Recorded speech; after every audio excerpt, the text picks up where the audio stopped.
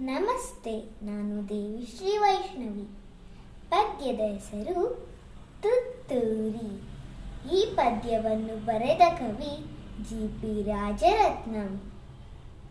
ಬಣ್ಣದ ತಗಡಿನ ತುತ್ತೂರಿ, ಕಾಸಿಗೆ ಕೊಂಡನು ಕಸ್ತೂರಿ. ಸರಿಗಮ ಪದನಿಸ ಊದಿದನು, ಸನಿದಪ ಮಗರಿಸ ಊದಿದನು. ತನಗೇ ತುತ್ತೂರಿ ಇದೆಯೆಂದ, ಬೇರಾರಿಗೂ ಅದು ಇಲ್ಲೆಂದ. ಕಸ್ತೂರಿ ನಡೆದನು ಬೀದಿಯಲ್ಲಿ, ಜಂಬದ ಕೋಳಿಯ ರೀತಿಯಲ್ಲಿ. ತುತ್ತೂರಿ ಊದುದ ಕೊಳದ ಬಳಿ, ನಡೆದನು ಕಸ್ತೂರಿ ಸಂಜೆಯಲ್ಲಿ. ಜಾರಿತು ನೀರಿಗೆ ತುತ್ತೂರಿ, ಗಂಟಲು ಕಟ್ಟಿತು ನೀರೂರಿ. ಸರಿಗಮ ಊದಲು ನೋಡಿದನು, ಗಗ ಗಗ ಸದ್ದನು ಮಾಡಿದನು. ಬಣ್ಣವು ನೀರಿನ ಪಾಲಾಯ್ತು, ಬಣ್ಣದ ತುತ್ತೂರಿ ಬೋಳಾಯ್ತು.